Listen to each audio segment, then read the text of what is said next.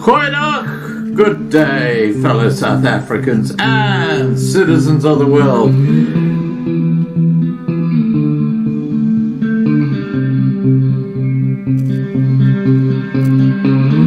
I've been looking around for salvation. I've been looking around for the truth. All around me I see frustration, and I looked all over till I found you. I sit and listen to your stories, and you're telling me, please don't worry. There's a lot in this world you should know, and love in life is where you should go. If you're looking for somewhere to go,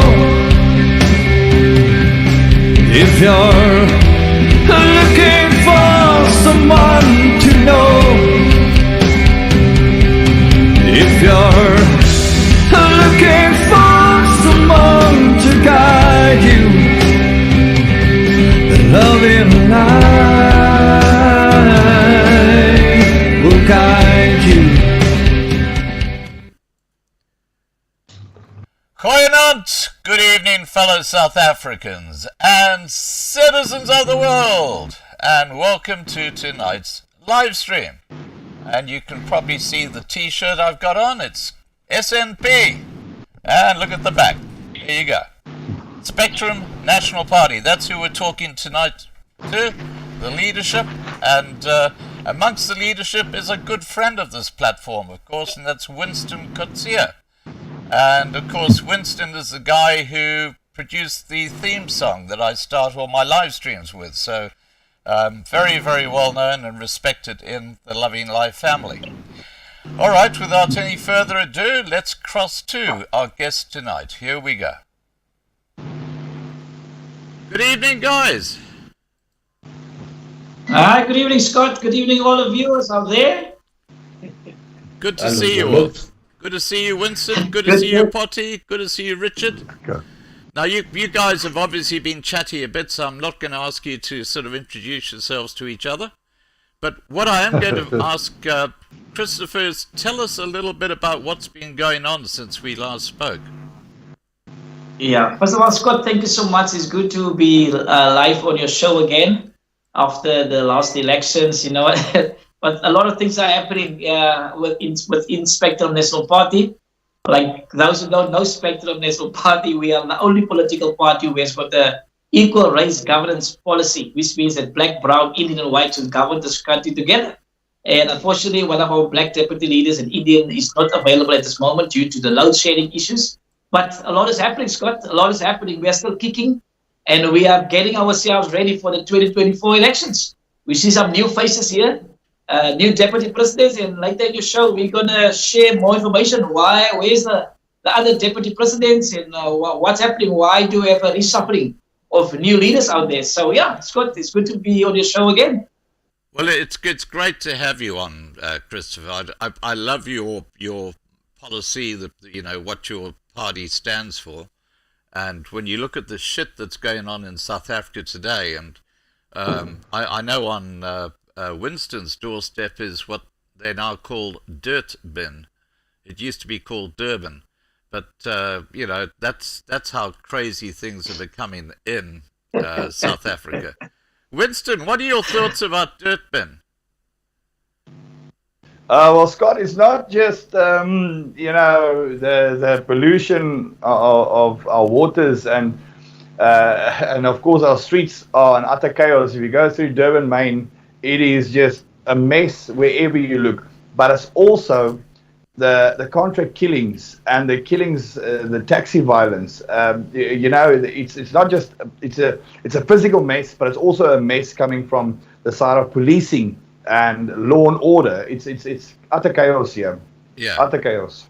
Well, Andre de Ruyter said in his interview that, which I've got on Loving Life TV, by the way, he said in that interview that the ANC have got a hit squad who take out people. 60 to 70 people on the pay for it. 60 to 70 people in a hit squad employed by the ANC.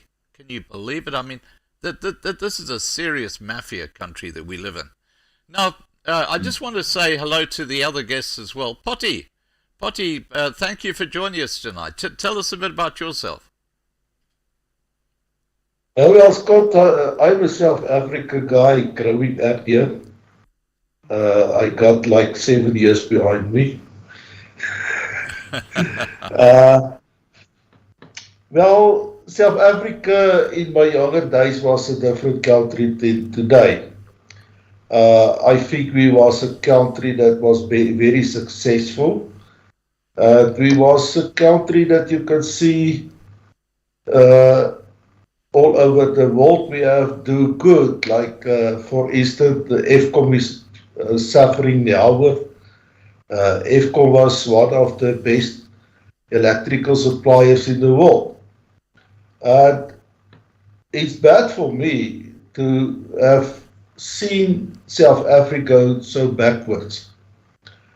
I even used the expression and say, well, you know, this country, how nice it was, he's been 30 years busy to break it down.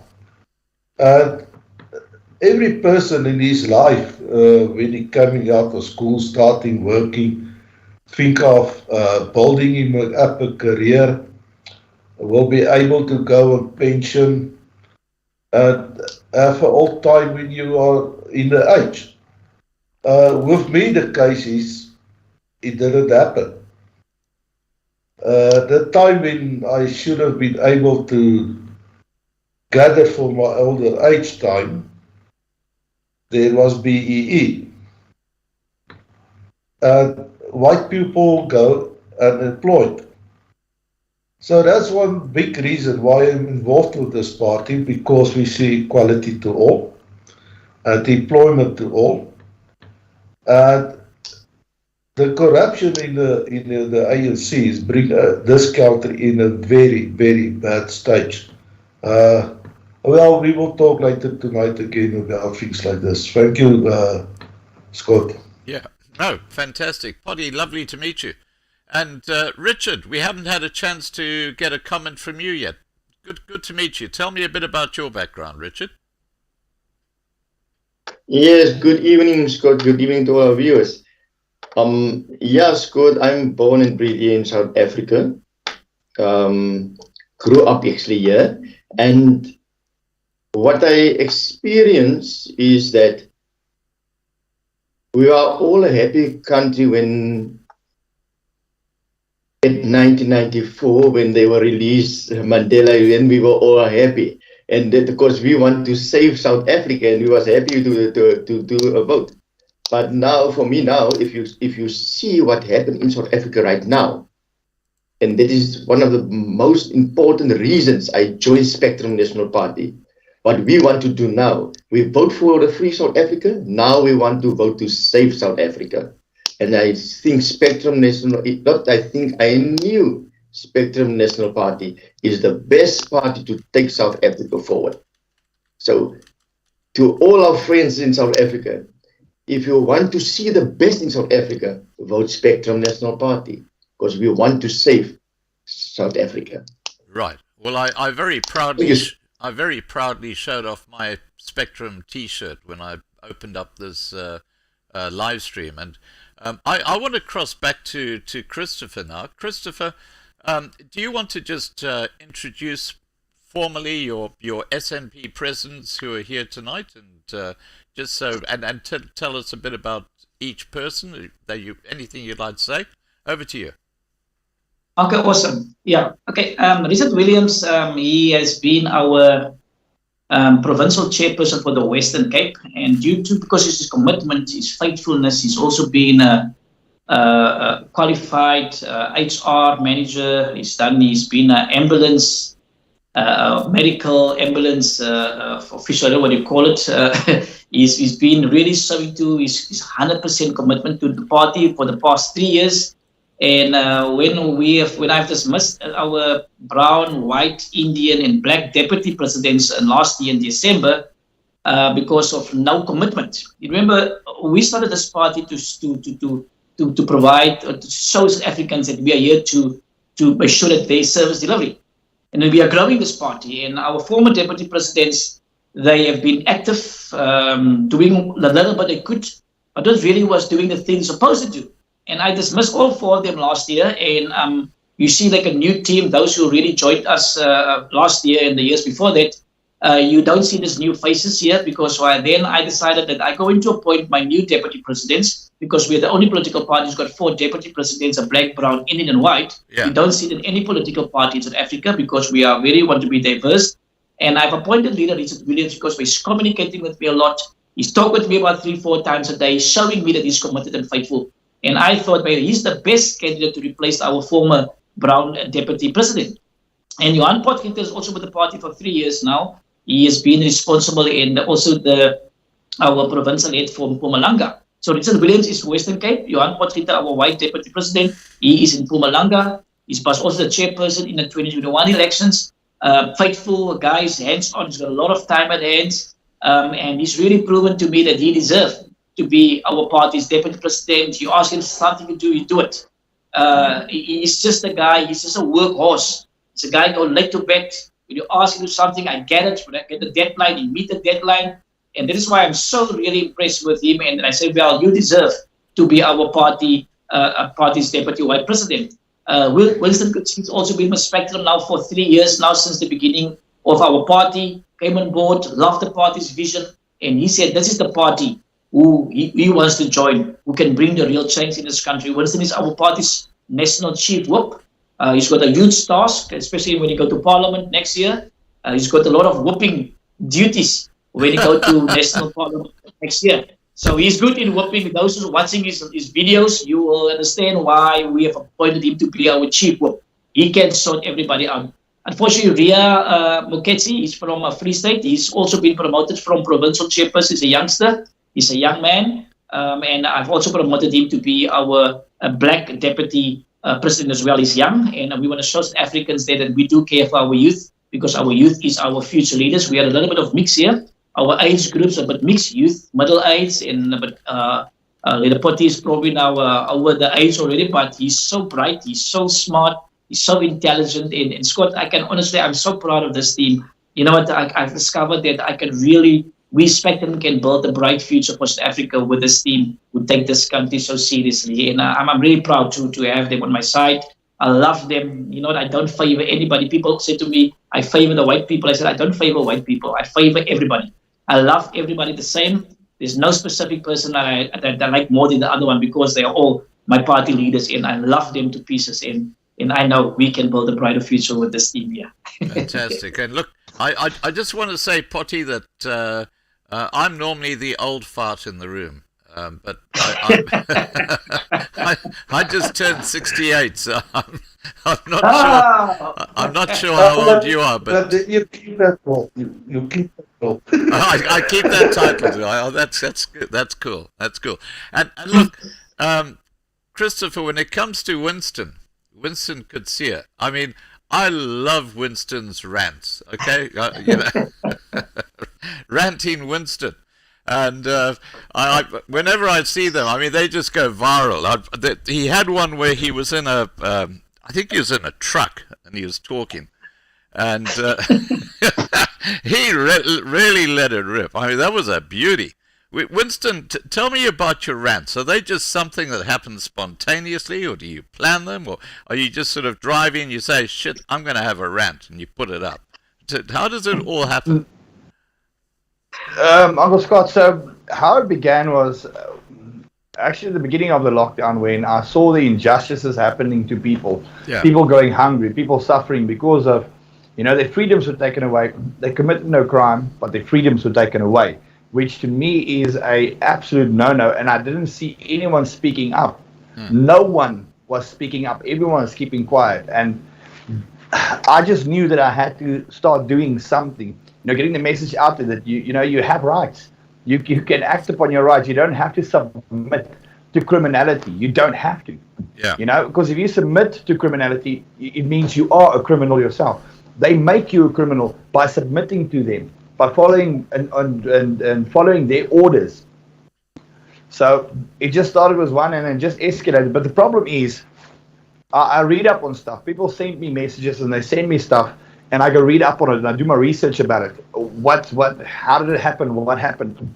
And I start seeing things and then I talk about it. But my problem is, as soon as I start talking about it, I get more hot under the collar, and then it's a snowball effect. So I didn't mean to rant, but just the more I talk, the angrier I get. So then it just explodes into something, and I just decided, I'm not going to keep my mouth shut. I will inspire someone else. And I saw over the period of me doing these videos, a lot more people have been putting out videos. I'm talking about black, white, Indian, colored, all of us, people of South Africa, more and more, every day, more and more people are putting out these videos and expressing their frustration, expressing how they feel, because it doesn't matter how you look at it.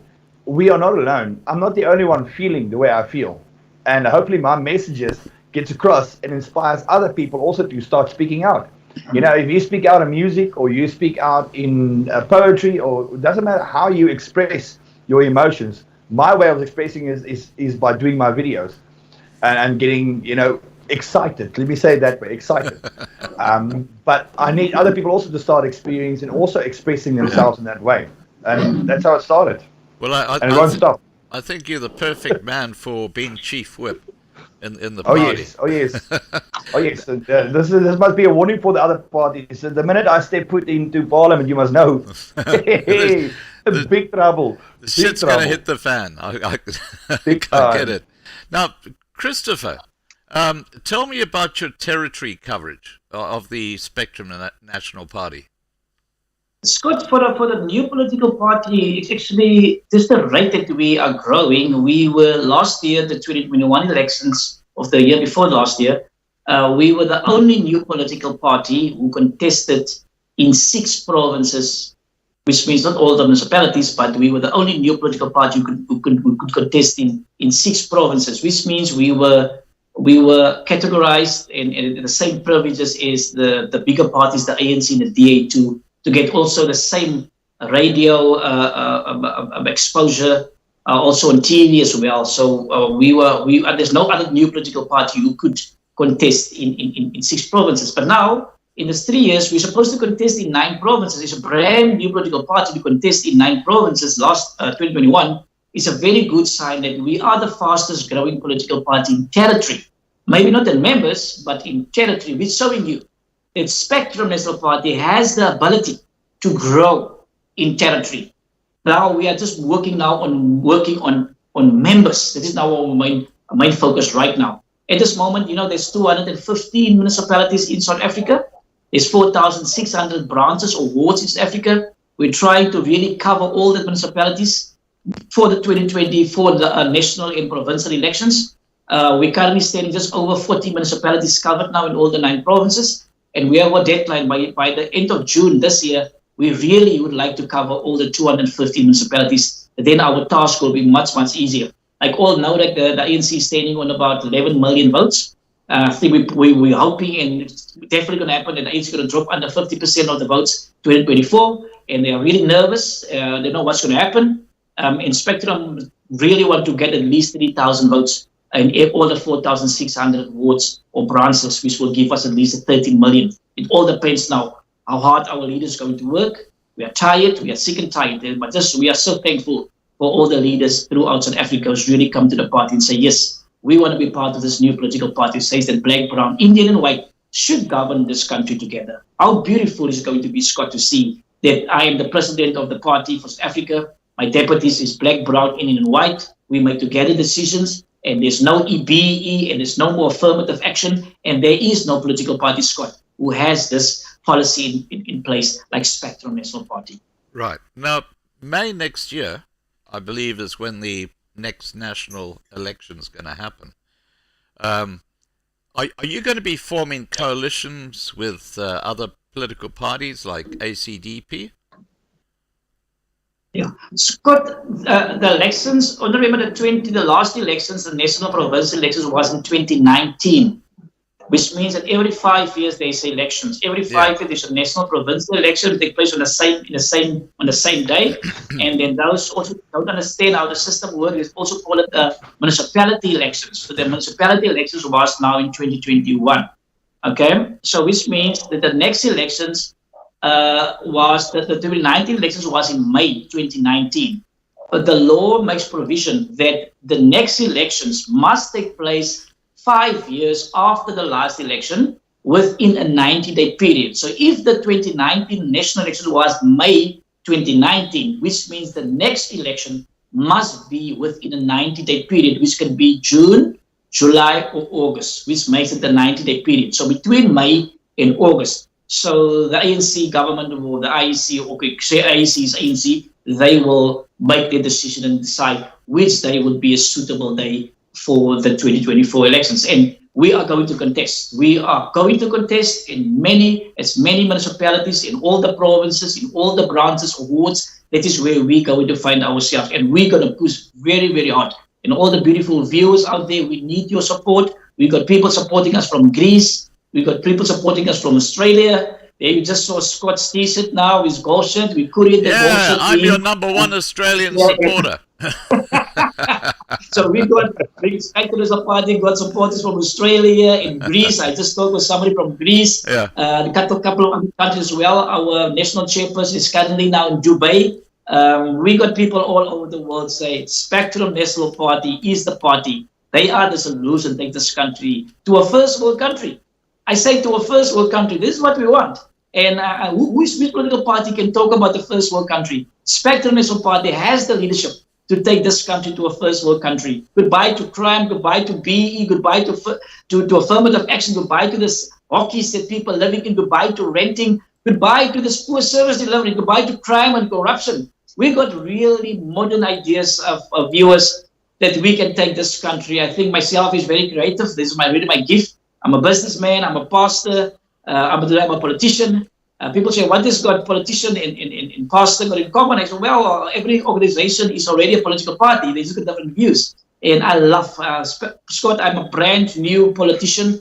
I've never been involved in politics. For my first 3 years, I've been in politics, and I eat and sleep politics. My heart desires before I go to leave this earth. And I said, God, my heart desire is to see that our people are happy, to see that there's unity amongst black, brown, in and white, to see that nobody's sleeping on the streets anymore, that nobody's renting anymore, that everybody get the service delivery that they really desire. And that is my heart desire as a party president of Spectrum National Party. Right. Now, Potty, if I recall right, earlier when we were chatting, you said you'd had to drive something like 90 minutes because of load shedding to be on this interview tonight. What are your views on Eskom and the ANC and what they've done to the grid?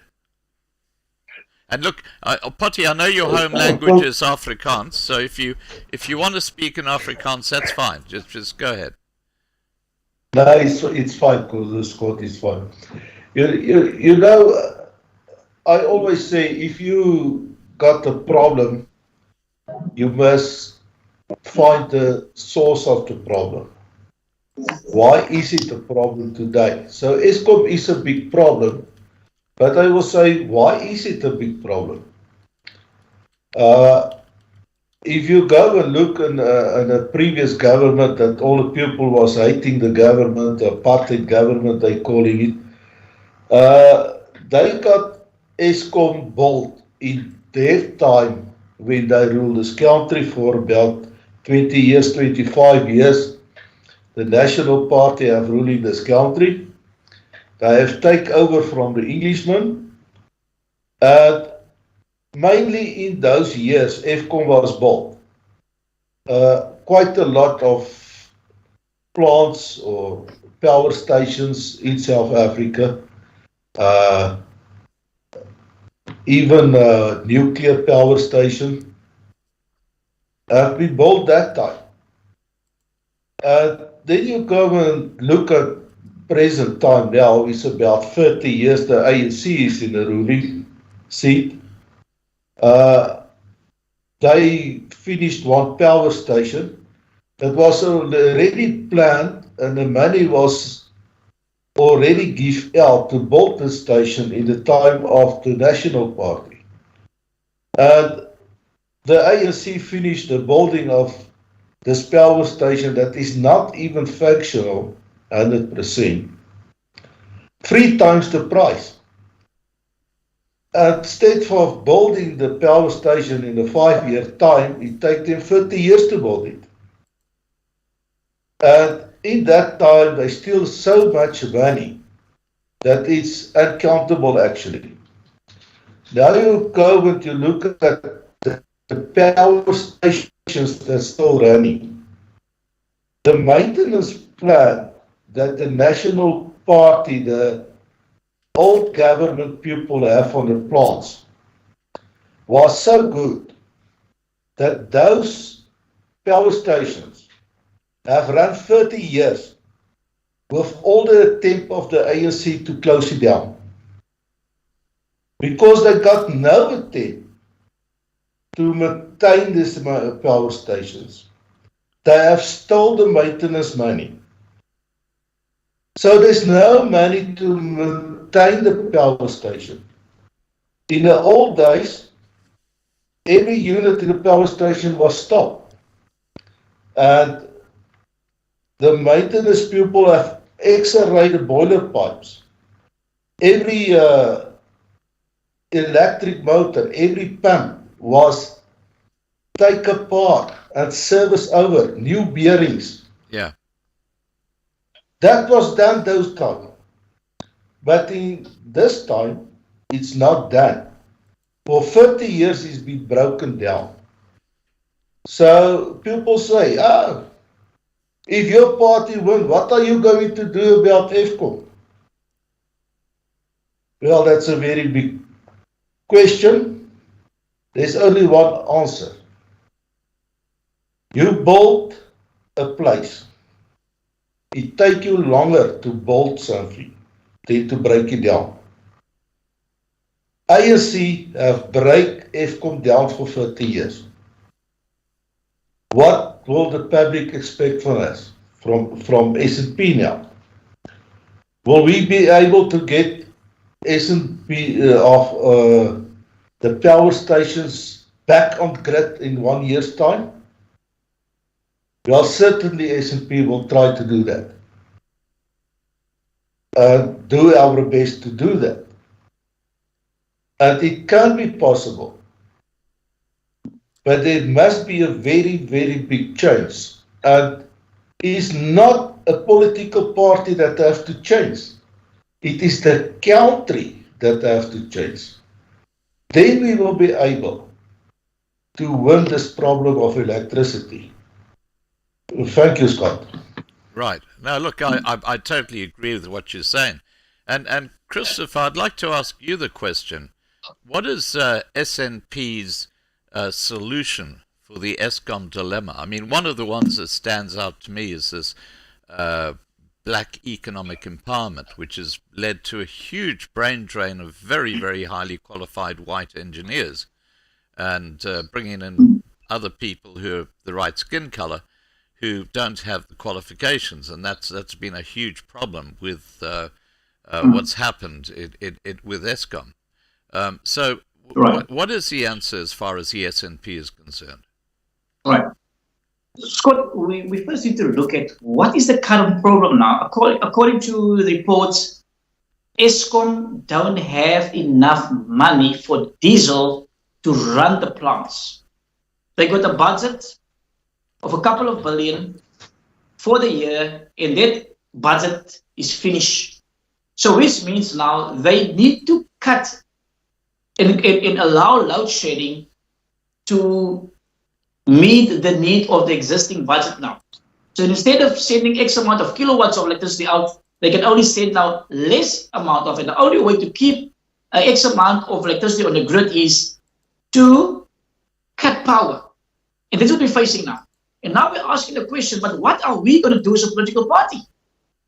The data says that 1 billion rand is stolen every month in Eskom. 1 billion. Yeah. For those who don't know how much is a billion is, if you take 50,000 rand, if you go to the ATM, draw 50,000 rand for 50 years. Go to your calculator and see how much is for a billion rand. 50,000 a day times 50 years brings you to 999 million rand.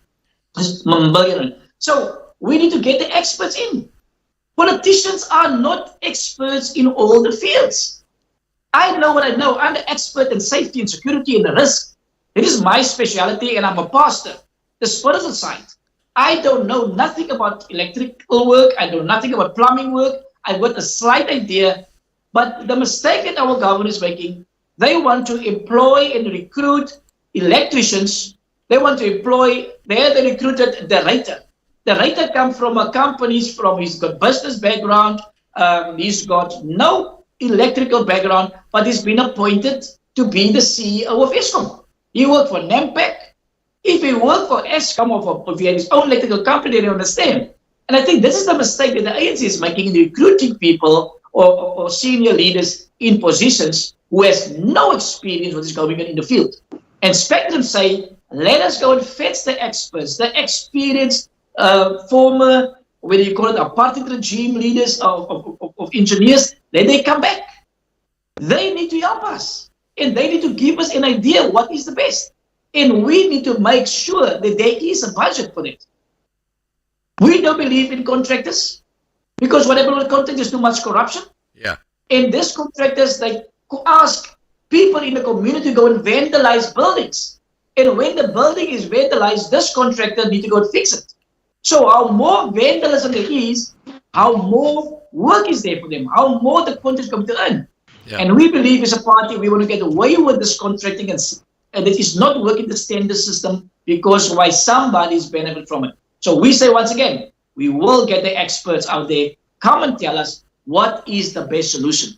If we must build more wind farms, we must build more or design more solar panels, whatever it is, we will do anything in our power. I believe now there's now a new energy creator system in place now that generates energy at night. South Africa don't have it. Do they even know that there is a new energy creating system out that operates during the nighttime? So it's converted. Somehow they're collecting the sun of the energy during the daytime, and at night they convert it into also to electricity. So we need to get the experts out there. We are not clever enough to do that, and I'm not going to say that Spectrum has the expertise and know what to do. No, we're going to get the expert out there, and then we will get the final solution and an end to this. They can't prove to us. Yeah. They cannot prove to us. And all we're saying, they're stealing money. They're stealing the money. That's why we can't keep up. Now, the problem is, Scott, is that there are a lot of municipalities who owns Eskom millions of rands. Millions they're owing Eskom. But although they're owing Eskom, there's enough money. If they can steal $1 billion per month, there is enough money to keep our plants in the grid to a standard where we don't have load shedding. So what I would say, what we would do, Eskom will say Eskom. We are not going to outsource it. No. I think there's the ANC plan to give it to Cyril Ramaphosa's brother-in-law called Motsepe, who's got the biggest energy company in South Africa. It's called Rainbow Energy. I think they're planning to move and shift it over. And what we're going to say, no. Eskom has been running very successfully prior to the 1994. Why should we switch over now and give it to contractors? No, we are not going to do this. So we're going to really relook at it, and we're going to bring the people together, and we're going to say, right, this is going to be the way forward, and not the way things are currently happening now.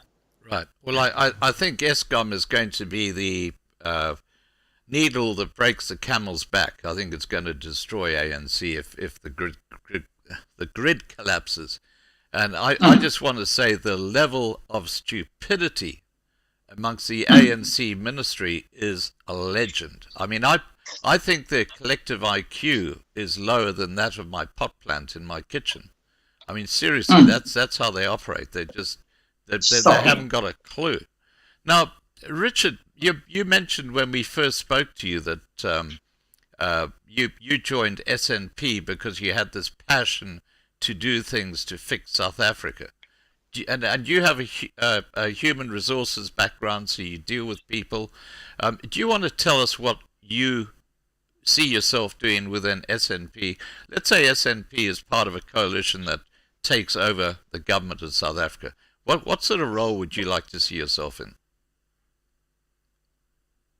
First of all, Scott, thank you.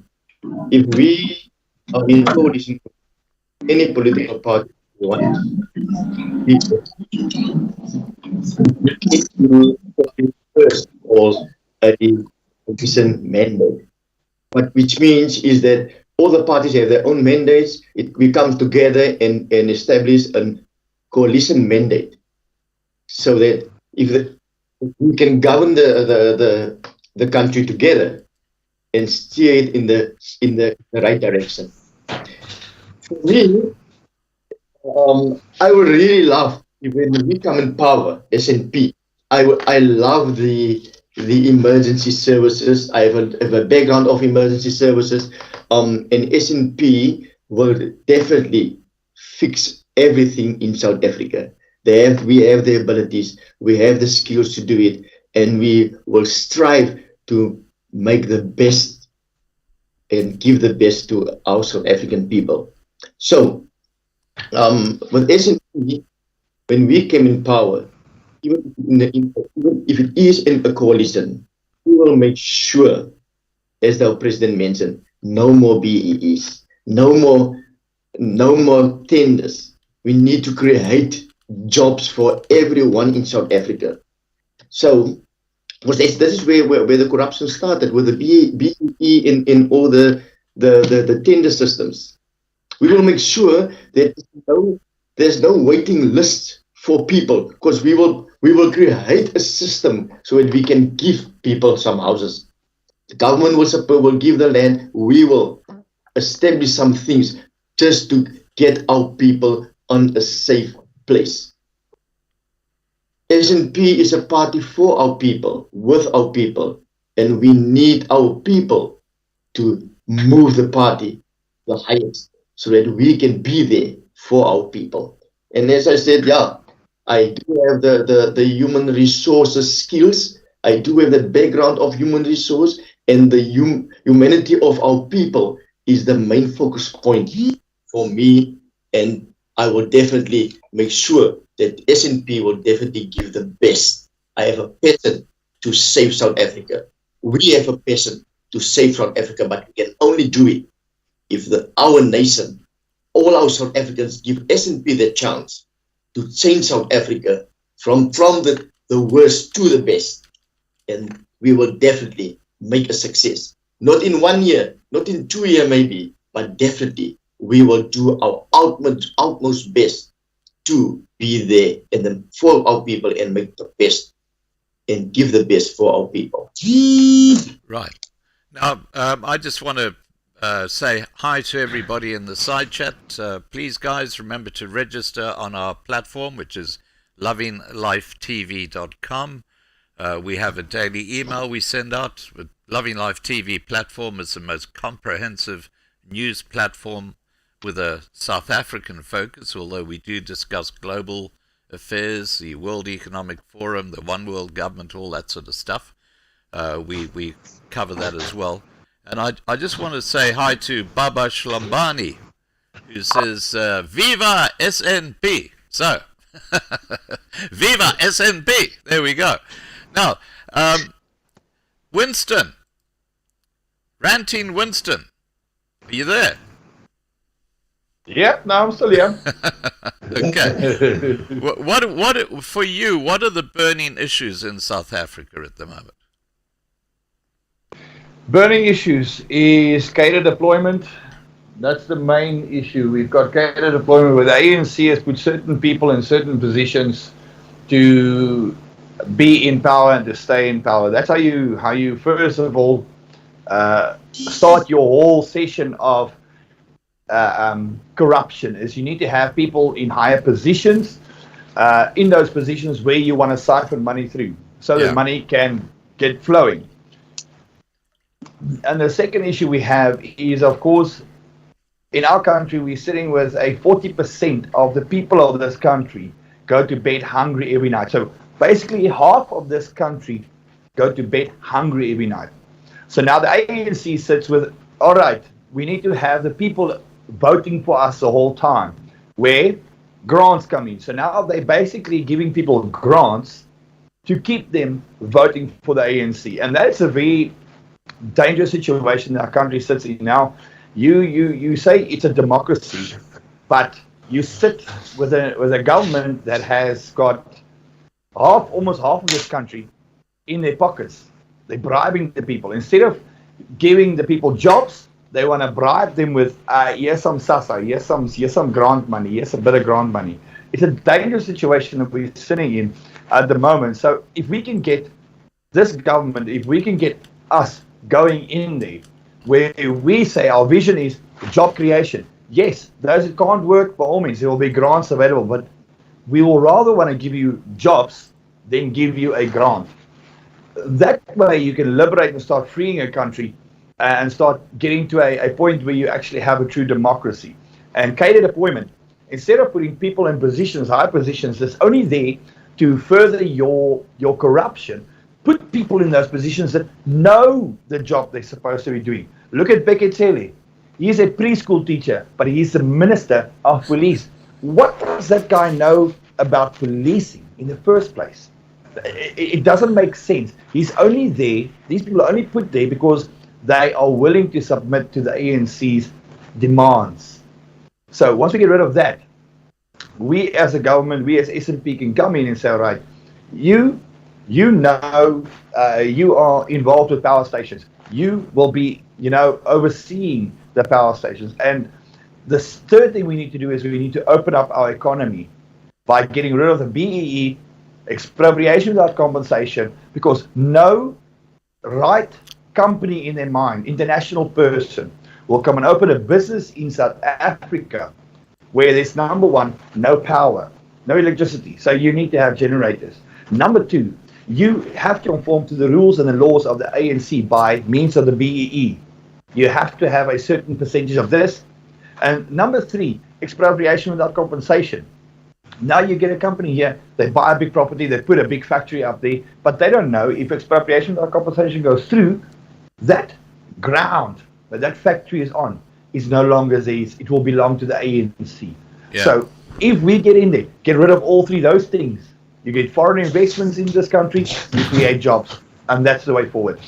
Yeah. No, look, I totally agree with you. And I just want to say that Bekesele, I actually think Shlaudi Mutseneng, remember the ex-CEO of the SABC? Fresh air! Give me fresh air! I reckon that Shlaudi Mutseneng is actually a shapeshifter. And I reckon that he's actually Bekesele. Because, that's the mentality of Bekesele. All he's done is put a hat on his head. I also just want to add, if you have to look at our Minister of Defense, oh, God. If you look at the American, the states, they basically their Minister of Defense. Yeah. He's been in the army for 30, 40 years. He's been worked his way up to a major level. He knows the ins and outs of the army. Here comes the ANC, they put this person in charge there that has got absolutely no idea of what is going on. And that's the person that's supposed to be there. In case this country comes into trouble, they need to orchestrate where the army goes, where the defense force goes. They need to orchestrate all that. Yeah. So if any person comes into South Africa that poses a threat, we stuffed. We're stuffed. Because I don't even think she knows how to mix a cocktail, so... How is she going to orchestrate all that? Look, I think, I look at the ministers, and the one that also sticks out to me is Lindiwe Sisulu, who's only there because of her father. When she was in charge of the Department of Social Affairs, or whatever it's called, which is sort of like the helping the impoverished people and stuff like that, she was a complete and utter disaster. And what they do is, it's called musical chairs. When she's totally screwed up that portfolio, they then put her in charge of tourism. and then she goes and screws up that portfolio. So they just move around, screwing up everything and stealing everything. So yeah, it's a pretty toxic combination. Now, Shocking. Christopher, is there something you'd like to add about the burning issues in South Africa? Yeah. Scott, we need to, and all the viewers, we need to be very serious about it. This is now a fact. Everything is affecting us. What is affecting us as average citizens? It's poor service delivery, the homelessness, crime. You know what? I stay in Mrs. Plain. Mrs. Plain is the biggest colored area in South Africa. And I'm telling you, if I'm going to leave my house now, I live in a complex, but when I leave this place here now, and I try to walk, I will be killed or I will guarantee be wrong. Crime is an issue. Corruption is an issue. Potholes, poor service delivery, Potholes. be affirmative action. You know what? That is the things our kids. Scott, how do you understand this? That your kid lives opposite the school, but the kid can't go to that school because children from other communities, from other areas, they get first privilege to that school. Yeah. Now that unemployed mother needs to put their child in a taxi to go to another area 20, 30, 40 kilometers away. These are things that we are facing because why the ANC said the black children, they must come now and incorporate into the colored communities into the white school. Okay, although we don't have colored schools, we don't have white schools anymore because it is now a multiracial school. And this is the problem that we are facing in our country now. This is the burning issues. There's people on the waiting list, Scott. People are renting now for 40 years, 50 years, they're renting now. My question is, for how long are people going to rent? How do you expect somebody working in ShopRite who earns 4,500, 5,000 a month, how will he be able to afford a house? It's impossible for the mother or for the father to buy a house. So what they're doing, they put them on a waiting list and they're going to stay there. Inspectorum has got a solution for that, Scott. We got a solution. I'm going to explain to you what we're going to do as a political party. Number one, the death penalty. We're going to bring it back. Why can you kill and you cannot be killed? We need to bring back order and respect like it was pre-1994. There was order and there was respect. And we're going to restore that respect in this country. People who are homeless don't even have a house. You can't even, people sleeping under the street. Scott, what we want to do as a political party, the first year, what we're going to do, I'm going to explain to you now how is it going to benefit the economy of this country. Currently, there's millions of people they are renting. Millions of people they are renting. They're renting. Who's getting the money? The landlord is getting the money. Here, for example, in Cape Town, there's a place called in Bellville South. The provincial department, they built about one complex with probably about 300, 400 households in there. People pay less to rent a place because they got security and everything place is nice. But that places will never belong to them. Inspector would say, we will build the places for you. Mama, how much do you earn currently a month? If you earn 5,000 a month, you can pay at least 1,000 a month for your complex or for your flat too. And you can't even have a 2-bedroom anymore. I can't understand that people still building 2-bedroom houses, 2-bedroom flats. Families are so big, at least a 3-bedroom flat at least. We want to say, okay, you can pay it off, it will be yours. And that money that you pay to the government, whether it's provincial or national, we're going to take that 1,000 rand per month and we're going to build more houses for the people. So we're not going to give everything free for people, they're going to pay for it. Because the taxpayers can't pay for you for a free house. All the RDP houses, who's paying for them? The taxpayers. The people need to come to the party and say, okay, I am going to contribute. The moment you finish paying off your house, then you can get your house. But now, look what happened now, Scott. At this moment now, people are renting. If we just switch it around and say, well, people are going to own it now, which means it's going to rent to buy. So just imagine that 5,000 and 10,000 and 15,000 paying for rent. If they're going to take that 5,000, 10,000, 3,000 and they're going to buy food, just add up the totals, 5,000 times maybe for a million people who's renting. Get the total. And you times it was 50% rent.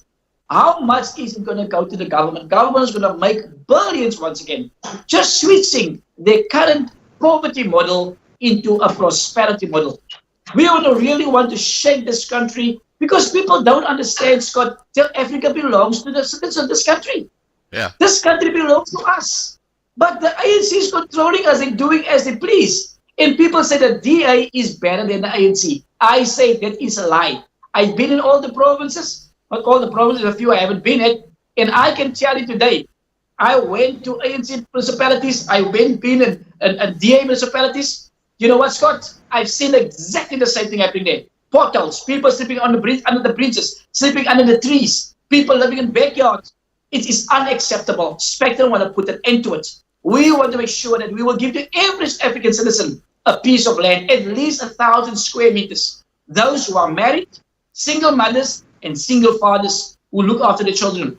We want to make sure that they get a piece of land at least, whether they put it, it's going to be our first phase. So when we get in power the first year, we will start changing people's lives. We're going to rewrite the laws, the constitution. We're going to rewrite it to make sure that every South African citizen, whether you're poor or rich, whether you're black or brown, we don't care if you're rich or whatever race you are, or what council or what religion group you belong to.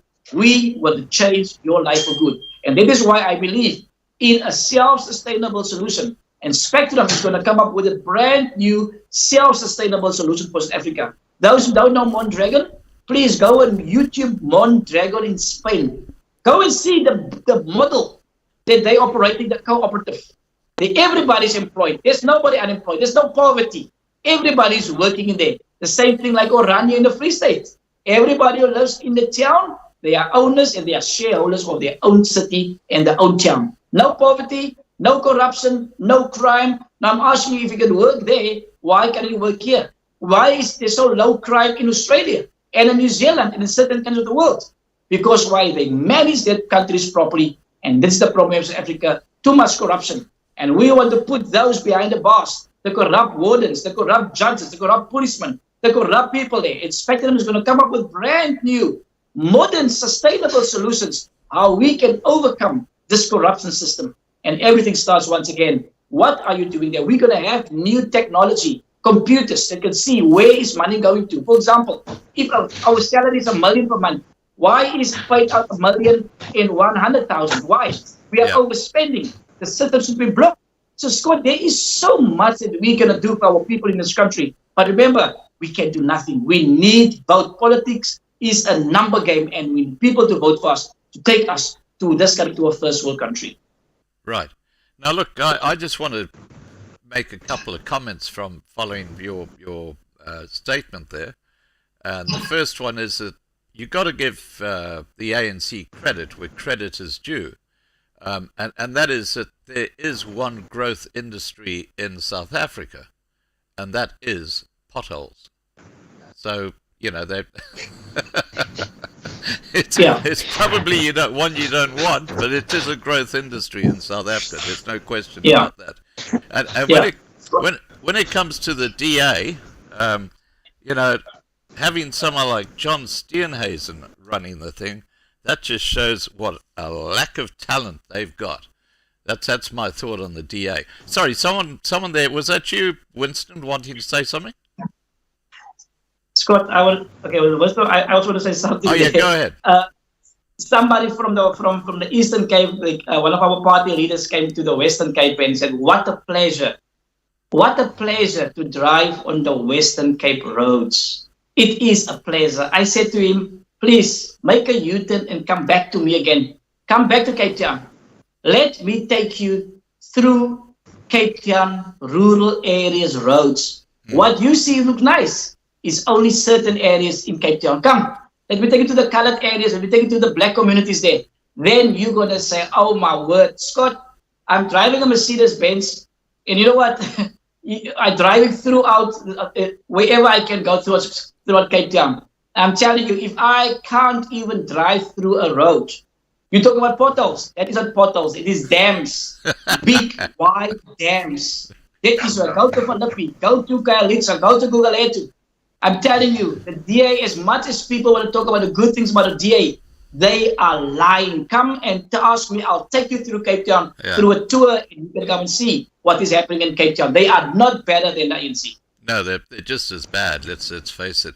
Now, we just touched on one of the elephants in the room in South Africa, and I think Winston spoke about this earlier. I think he said 40% of people go to bed hungry at night. And I just want to put this to Potty. Potty, food security is a huge issue in South Africa. When you look at what's happening with Eskom, I see the farmers, they can't drive their irrigation equipment, so the crops are going to be down this year because of Eskom. The ramifications of Eskom on food security alone is huge. What will SNP do, Potty, to solve the food security problem in South Africa? Yes, thank you, Scott. Yeah, the first thing is to give the farmers the security that he owns his land. Then he will invest more money in his land and he will produce better. For the insecurity that the farmers have at this stage of taking the land without compensation and things like that is, bring the farmer in a situation, must I invest all my money? Or must I invest just a part? Or must I keep money away for my family in the future? Because if they're taking my farm, I lost my income. Must I put all my profit back, or a big deal of my profit back in the farming? And obviously the farmers say, no, rather keep a few rand back, for in case they take my farm. And now you look at the expenses of farming. I'm here, my son-in-law is working for a big farmer here in Middelburg. If I hear the prices they paid for a tractor, that's unbelievable. The prices of diesel is very expensive in South Africa, it's not cheap. It costs these farmers millions to plant. The old government in those times have selling farm diesel to the farmers. It was not the top quality of diesel, but it was good for the tractors. And it didn't damage the engines of the tractors, it was good enough. For a lower price than normal diesel was costing. Now the farmers pay the normal price. And they planning, not like our lifeholds or normal lifeholds, you're living month to month. A farmer income is once a year. If he is a farmer that is plant maize or corn, whatever product, or sonneblom, his income is once a year. Yeah. So he planned his cost to plant his land a year ahead. Tell me how many times in 1 year is the petrol or a diesel price rise? How must the farmer plan? He can't. He can't plan what to do. And South Africa, we got a problem with water. The population is growing. And who can tell me how many dams have the ANC built? Zip. Water are being used by farmers to wet the land. Yeah. Where must they get water? Only from a river or a small stream going through his farm, or boreholes. Yeah. If we got more water supply for people that living underneath the dam, more things like vegetables and those things can be developed there. Yeah. So the whole world is running in a shortage of food. There was America. In this week, they got no vegetables on the shelves. You can't buy a tomato. There's no tomatoes in America. So the whole world is running in the shortage of food. And the farmer needs security. Thank you, Scott. I think I answered you, but Okay, no, that's great. Look, I just want to say, make the observation that when it comes to diesel, you know, these clowns who are running the country, I'm talking about the ANC ministers, they get a taxpayer-paid allocation of 800,000 rand per year for diesel. So they have diesel generators, so they never go without electricity. Here are the guys who screwed up Eskom, who never have a problem because the taxpayers are paying for their diesel, 800,000 rand a year. It's just absolutely crazy. Now, I want to steer away from South Africa a bit and look at a more global situation, and I think I should put this question to Christopher. Christopher, BRICS versus NATO. I know South Africa is sort of leaning toward, well, it's part of BRICS, which includes Russia, and of course with what's happening right now in Ukraine, I see that the US is now threatening to take away all the privileges when it comes to trade with South Africa, because South Africa is supporting Russia. What are your party's views on BRICS versus NATO?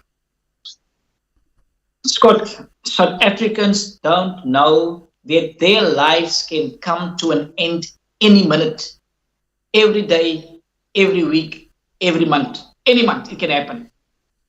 Whoever throws the first nuclear bomb now between Russia, which is part of the BRICS, for those who don't know what is BRICS standing for, B stands for Brazil, R for Russia, I for India, the C for China, the K for North Korea, and the S for South Africa. That is a group of countries standing together, fighting together, versus the Western countries called NATO, which is America, Germany, and France, and England. Now, these two groups standing head on head to one another, and the one is waiting to make a move. Ukraine is part of the BRICS. Okay, Ukraine is part of NATO, and Russia is part of the BRICS group. The problem is now, Russia asked the Western countries, don't get involved. They supply Ukraine with ammunition and tanks and all that. But the tension is so high. For those who don't know how powerful is a nuclear bomb, I'm telling you now, viewers, it's going to destroy South Africa. 2, 3, 4, 5 of the nuclear bombs, and we are gone. It is 3 times worse than those they had in the First and Second World War. Please go and study this thing. It's got 3 phases. It hits, then it's going to be like a radiation effect. Clothing on your skin will burn your skin. This is a really serious thing. I made a TikTok video about it. Please go and study these things. The tension is very high. Countries are ready for action. They are just waiting for the one country to say, NATO say, right, let the fight start. But NATO knows if they're going to start the fight, it is going to be all these BRICS countries going to fight them.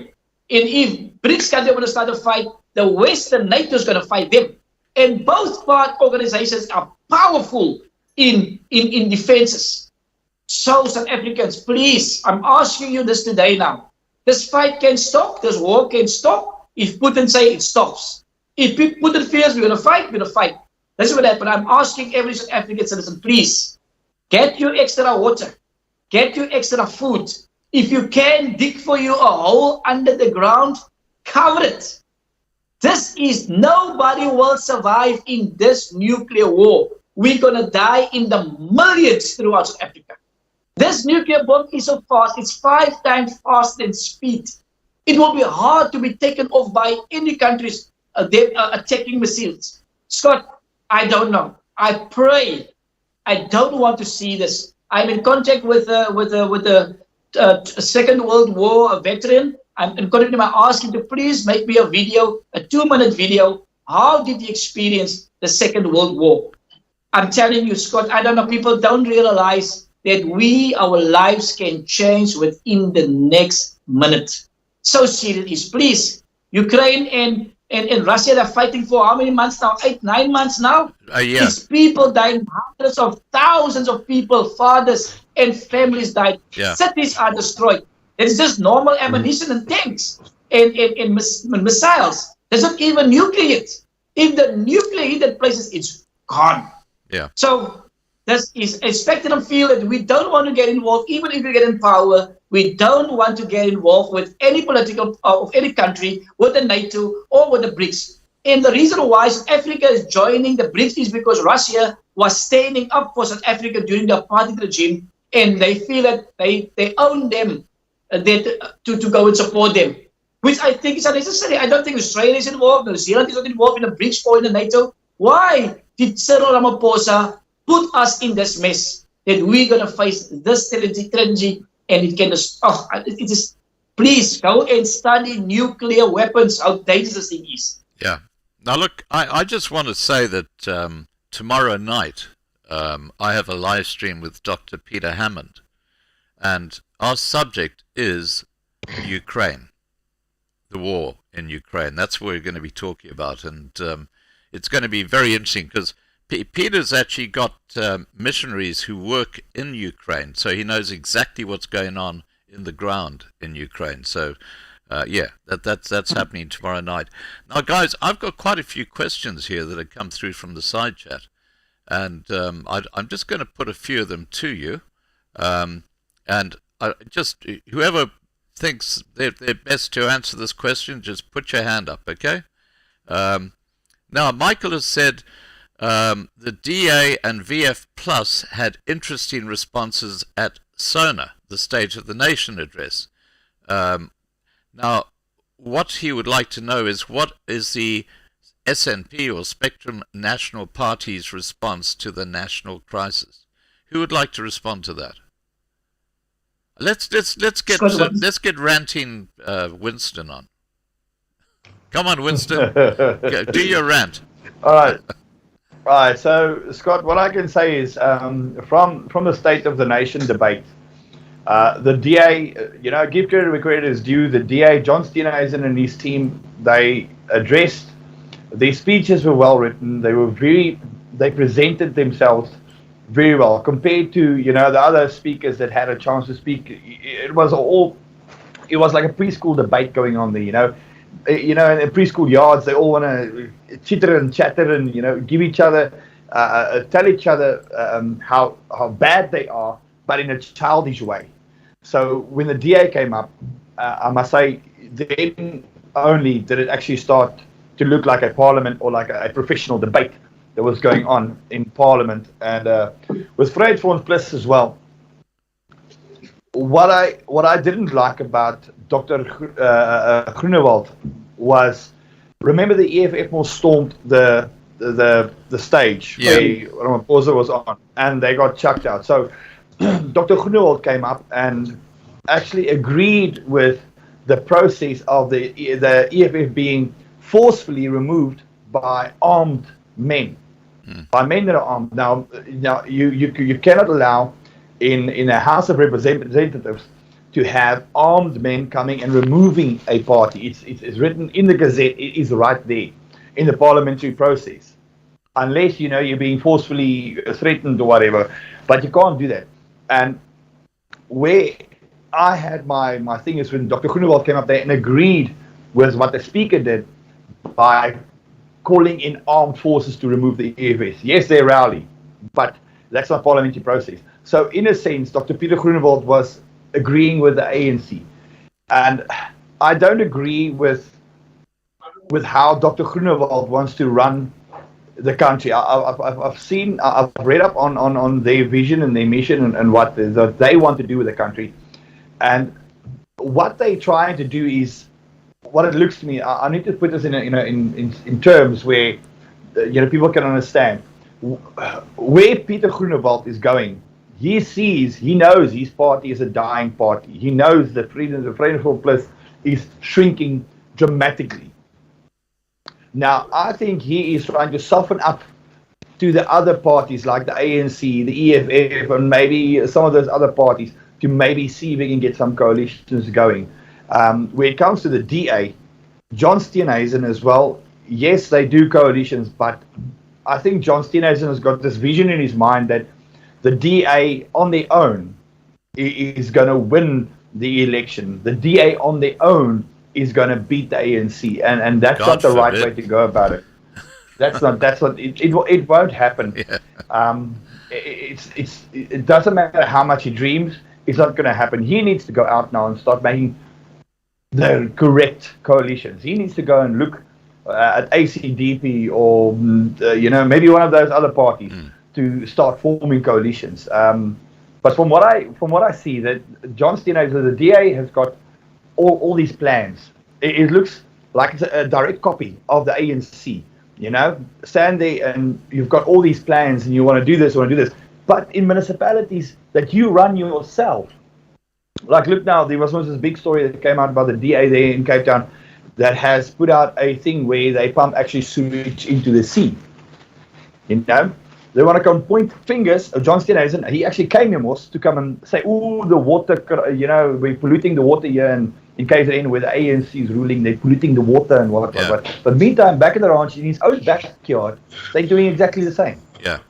So I'm gonna stay neutral in this way. They all talk nicely, but the proof is in the pudding, unfortunately, and the pudding is fraught.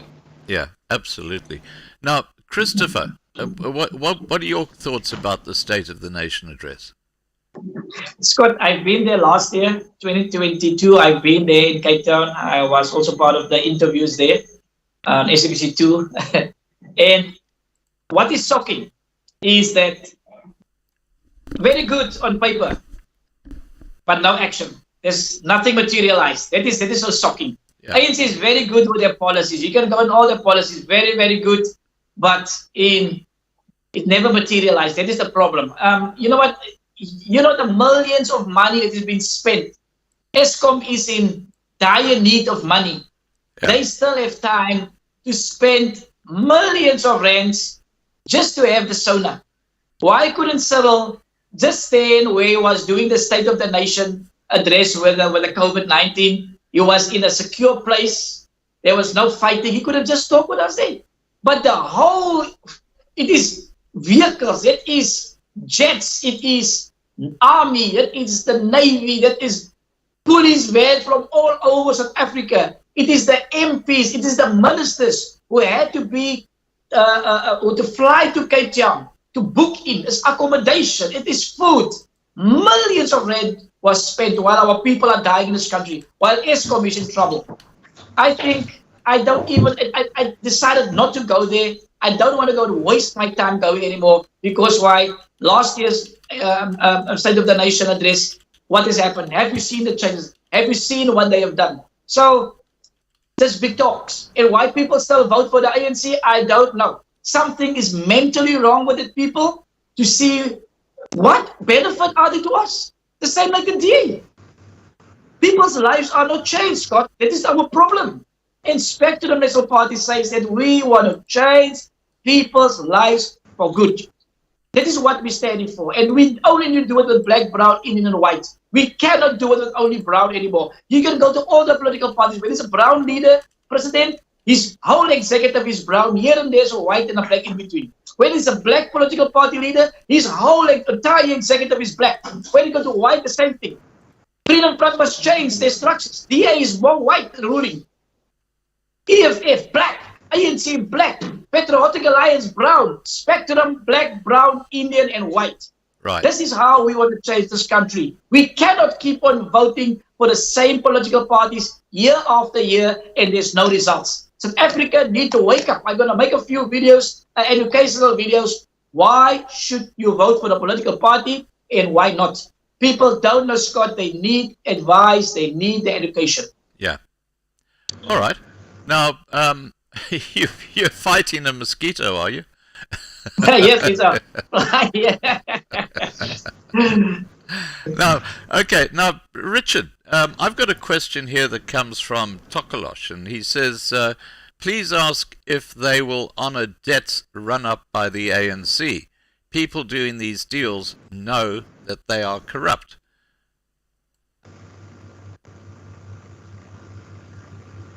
Richard? Can you repeat that quick question for me, please? Yeah, of course. Please ask if they, or SNP, will honor the debts run up by the ANC.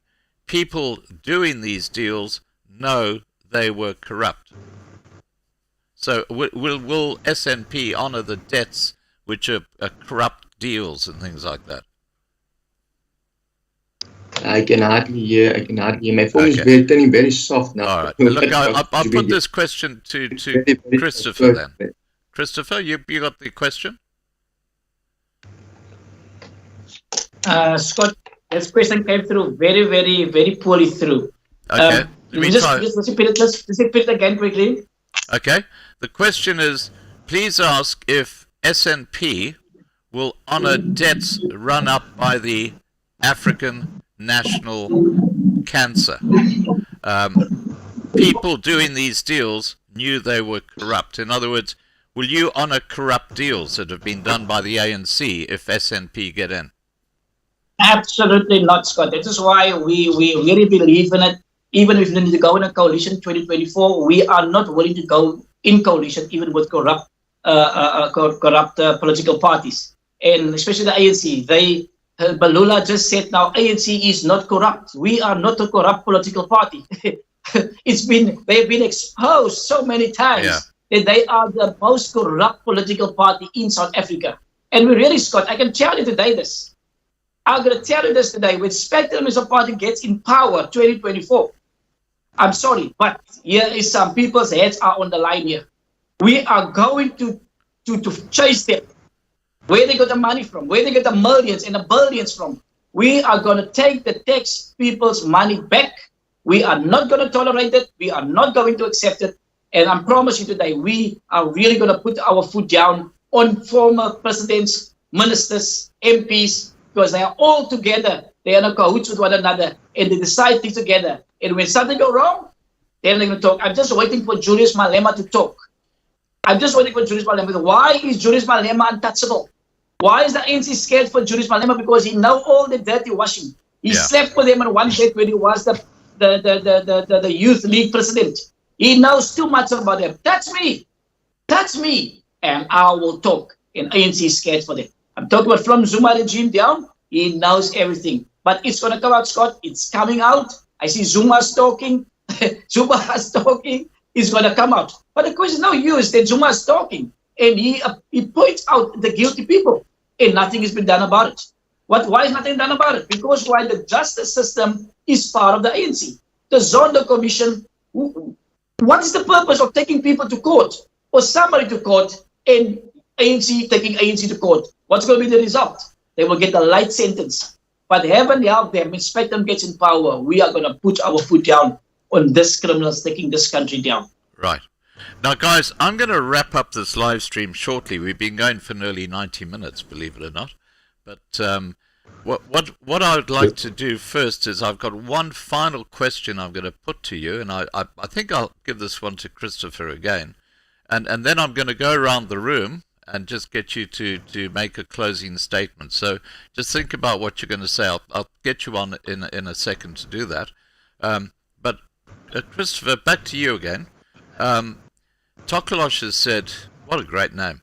Please ask if these guys will scrap income tax, which was a temporary tax from World War I, or will they be more of the same that we have experienced? So in other words, what he's asking here is that back in 1913, when the Federal Reserve Bank was established in the US by deceit, just for the record, the J.P. Morgan and a bunch of guys got together on a little island called Jekyll Island, and over a weekend they set up the bill for the establishment of the Federal Reserve Bank in the U.S. and that was approved, I think, by about 20 bought senators in Washington D.C. over Christmas, and nobody even knew that it had actually been done.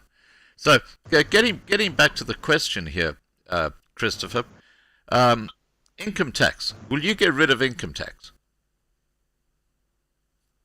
Scott, you know what? No business can survive without making a profit or making money. In municipalities, in governments, they are depending so much on income taxes. I've been busy with something that we can lower the income taxes, Scott. People, they're not coping. People are not coping. And I think we can spend much more money on other things than really paying this huge amount of taxes. And we can see the money is not really wisely spent in our communities, in our municipalities, in provinces. We look at it, we said to ourselves, let us look rather at other solutions. Why would people, I think Dubai don't pay taxes? Yeah. I would say rather, if Spectrum is going to be in power, we want to make sure that the taxes that is coming in is really going to the hole where it's supposed to go in, and not landing up eventually in somebody's new mansion there in Dubai, top floor. You understand? And that is the problem we're having. And if we can really sit down, you know, it is so hard to really say how much money is really coming in. We got foreign investments. What is happening on payouts from that money? Where is it going to? Is it going again, being under the couch of the president on his Pala farm? Where is the money going to land up? This is my problem. Yeah. So for now, because there's so much corruption in terms of auditing that we don't really know. So that's what I say, when Spectrum gets in power, we really want to look at the real budget and see really the real figures. How much money is really coming in? And then in that year, we're going to bring the experts and say, well, the economists, and say, guys, this is the real and the true income of this country, and this is the current expenses. How can we wisely spend this money to change people's life? So it's going to be a tough call to make and say, okay, we're going to reduce taxes. But are we going to cut our throat off and making a decision, say we're going to reduce it, and we lie, and we're going to get the power, and not doing it? Let us rather come in power and look at it and say, how can we reduce the taxes? But we just feel that the petrol hiking is unacceptable. They're doing this so they can cover up for the mess in ESCOM and paying for diesel. We need to really look at it and look at the state-owned enterprises. SOEs, why are they there for? If there are more SOEs, state-owned enterprises, Scott, which means that they can cover the bills. People ask me the question about foreign nationals and we put them out of the country. Did you know, viewers, listeners, that how much money is foreign nationals adding to this country's GDP? I'm not talking about these guys who's robbing and stealing. I'm talking about people who are really working in this country. I'm going to make a good example, Scott. I'm going to blow your mind. Wherever you stay right now in South Africa, where I stay here in Mitchell's Plain, one street has at least 2 to 3 spaza shops. So if I take a total of 150,000 foreign nationals businesses in South Africa, 150,000, take your calculator, and you times it, you can go to the shops. These shops are fully loaded with stock. You want it, it's there. They spend by at least 50,000 worth of stock at a wholesalers. They can't run away from taxes. They must pay their 15% VAT. Take 150,000 times 50,000, you get an amount. You times that with, and you get the total amount, and you times that with 12 months. You're going to end up about by 9 billion rand. It's only buying and selling 9 billion of taxes. Now you take about 2 million working foreigners in South Africa. I'm talking about the Uber guys, you're talking about people who work in garages and the restaurants. Let's work on 2 million. Let's take a salary of they earn about 5,000, but it is 3,000 of that salary. And you say, okay, they're going to go to the shop. So it's 2 million times 3,000 rand, gives you a total. They go to the shops. They're going to spend that money times 50% VAT, times it with 12 months. Yeah. South Africa make about 18 to 20 billion rand out of foreign national spaza shops in this country. Will we throw them out of the country? That could have covered at least departments. So we will say that we won't get rid of the foreign nationals really. We want to say, okay, you can stay here, because you're adding value to this GDP of our country or to our economy, but you must employ at least one South African citizen in your spaza shops. So then we can look at reducing the taxes because there's money coming from SOEs, from the foreign nationals, and from other government institutions as well. But it's hard to say really that we're going to cut it, but we will do anything in our power to reduce taxes in this country. Right. Okay, guys, I'm going to wrap up this live stream. I'd want to say thank you all for joining me tonight. But before I do, I'm going to go around the room. I'll start off with Richard. Richard, is there something, a message you'd like to give to people who are watching this video now or who might watch it later? Yes, Scott, thank you. Thank you. I just trying to fix, I can hear you hardly now. So, yeah, my message to all the people in South Africa and all our viewers, as we listen to this live interview, I think you will definitely get the picture. And SNP is the party to vote for. SNP is, or Spectrum National Party, is the party who wants to take South Africa forward. But we can only move forward if we have your vote. We can do it together to save our beautiful country. Thank you, Scott. Right. Okay, now, Potty, is there something you'd like to say just in wrapping up? Yes, Scott. I will also talk to the people out there that's listening to this interview. And say, people, you know, you must start thinking about it. You walking day to day, talking with your friends at work, your friend in the bar, and tell everyone how unhappy you is about the government. My question to you is, what are you going to do about it? If you keep on doing what you're doing by voting for ANC, for instance, it will not change. If you keep on voting for DA, it will not change because the DA will not fight the ANC, they get paid by the ANC. You don't fight the person that gives you the money. You say you're voting for Freedom Front? Very good, it's a very good choice.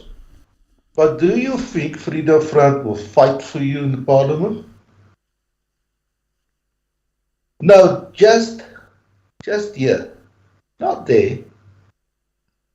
Because they get paid by the ANC. You never fight your boss. It's time for change in South Africa. It's time for you to change your vote. Thank you, people. Thank you, Potty.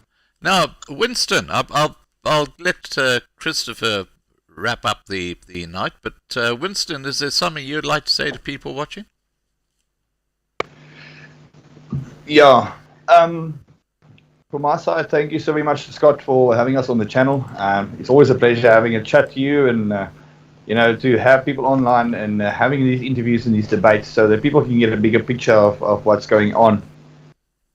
What I'd like to add is it is for the people out there that's got that, why must I go and vote? I come across it on a daily basis where I talk to people and they say, well, I'm not going to vote. Well, why must I vote? Majority of South Africans do not vote.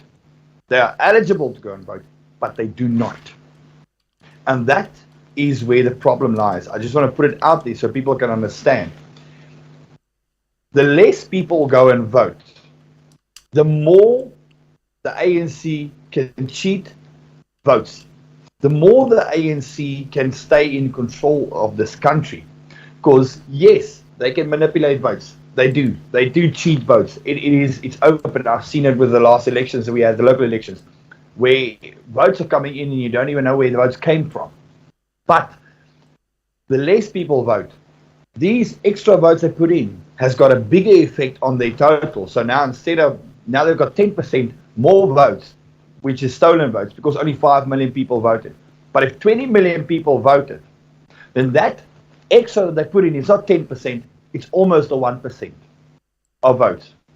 It is of utmost importance that people realize in this country, if you want to go and make a difference, you need to take an hour of your day come national voting, and you need to go and vote. That's the only power you have left in this country. There's no justice system. There's no police force. There's no, crime is rampant. I hear people complaining on a daily basis. Ooh, how absolutely horrifying the crime is. Farmers are being murdered. Women are being raped. Babies are dying of hunger in this country. But yet, then I asked him, well, did you go and vote? No. Don't complain if you don't go and vote. That's the only power you have left. Everyone in this country needs to go and vote. 1994, ANC, the people pitched up by the millions. The All National Party was overwhelmed with the amount of votes that came in. Even if they cheated themselves, it wasn't nearly enough to keep them in power. Now we need to make the same now. Go out and vote. Your vote is your power. Thank you. Thank you, Winston. And wrapping this up, Christopher, over to you.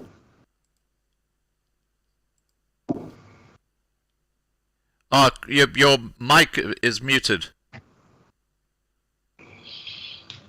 Sorry. That's okay. Okay, sorry for that. Thank you so much. Scott, thank you very much. I think it's the fourth or fifth time that we're on your show now. We really do appreciate it. It's a strong Spectrum National Party supporter from all the way from Australia.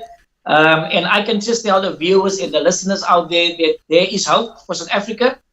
With this black, brown, Indian and white equal governance political party, we will change your life. It's not about us anymore. You can see our ages, we're bold, and we're not going to be there anymore. Scott is just over 70. He's not going to be there long anymore. But we want to tell South Africans that there is hope. We're going to fight for your children and for their children still to come.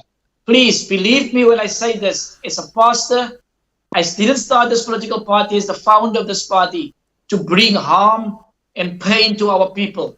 I found this party so that we can change this country and bring unity among all the race groups. And I'm telling you, there's nothing wrong with black people in this country. There's nothing wrong with the white people in this country, or brown or Indian. There is just a mentality that we feel that certain people just need to be in power. They're fighting one another, which we feel as a political party is not necessary. Here we got our leaders here. Here is the living proof that we working nicely together. There's order in Spectrum. And you can ask any one of these leaders if there's order in this party. There's no fighting. There's no poor behavior. You will respect anybody. Our party's foundation is built on love, respect, and trust. And we just want to tell you that there is hope. Scott, for the people might ask us, are we willing to go in a coalition with any other political parties 2024? Yes, we will do that.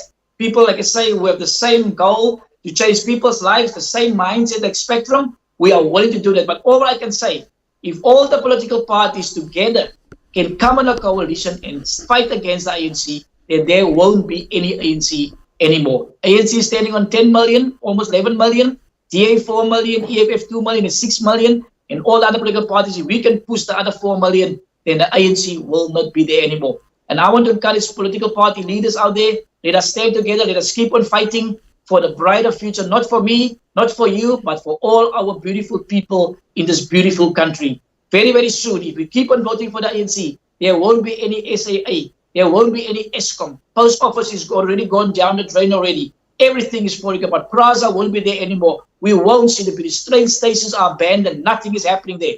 And in the next 10 years, there won't be. We're going to go back to candles. We're going to go back to the outside toilets. There won't be water. There will be nothing. So please, I will encourage you. Please, South African citizens, let's spread this video. Go live now. Share this video of Loving Life. Go there and share it with your family and friends and tell them that there is hope. And you want to become part of Spectrum, you want to become a member, go to our website, www.spectrumnationalparty.co.za. You want to send us an email, send it to Secretary General at spectrumnationalparty.co.za. And let us fight this good fight together for a brighter future for all of us.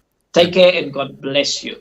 Fantastic. And look, I just want to say from my side that I have a huge amount of respect for your party, Christopher. I think, you guys are on the right track. And I hope you do very well in 2024. I'm sure we'll have a chat before then. Yeah, absolutely. As we get closer to the time. But look, thanks guys for joining me tonight. It's been a pleasure meeting you, Richard and Potty, for the first time. Winston is one of our channel heroes, so we know him very well. He's much loved in the Loving Life family. And in fact, every live stream I do, I start off with a theme song that Winston wrote for me back 3 or 4 years ago now. And a long time ago, yeah. A long time ago.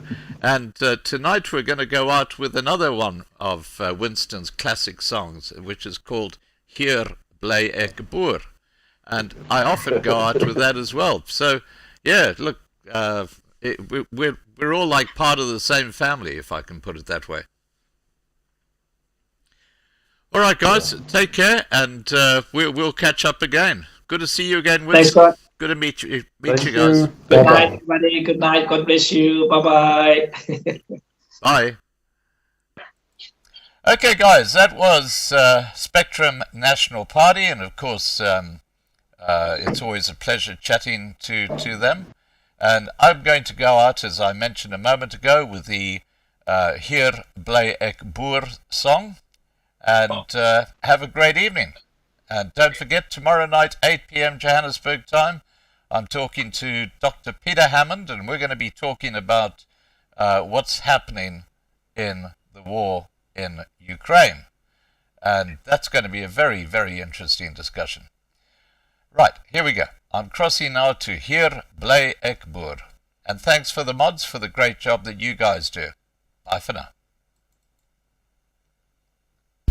Meer as 61,000 van ons voorvaders het op die grens vir ons gesterwe, sodat ons vry kan wees. Die is my land, die is my reg, hier is ek boer.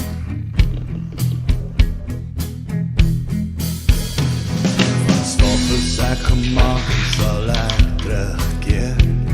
Die Bybel is die woord waaruit ek leer, soos die grond op die aarde. Hier bly ek boer.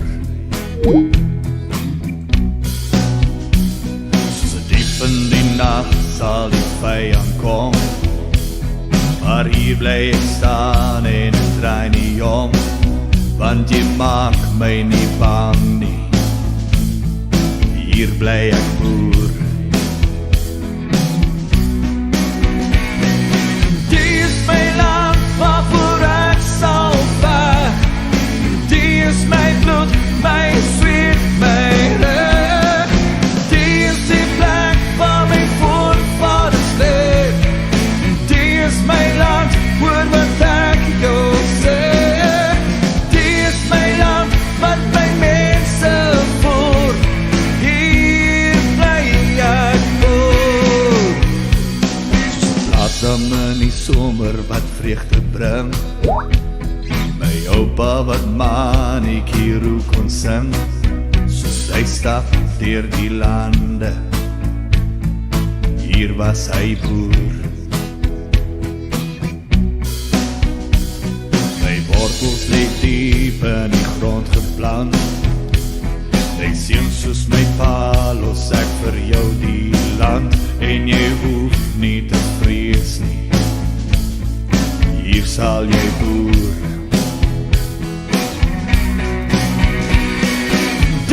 My land waarvoor ek sal veg. Die is my bloed, my sweet, my reg. Die is die plek waar my voorvaders leef. Die is my land, hoor wat ek jou sê. Die is my land, wat my mense voer. Hier bly ek boer. Die sal kom. Sal kom, die leeu sal kom, die leeu sal kom, die leeu sal kom, die leeu sal kom, die leeu sal kom, die leeu sal kom, die leeu sal kom, die leeu sal kom.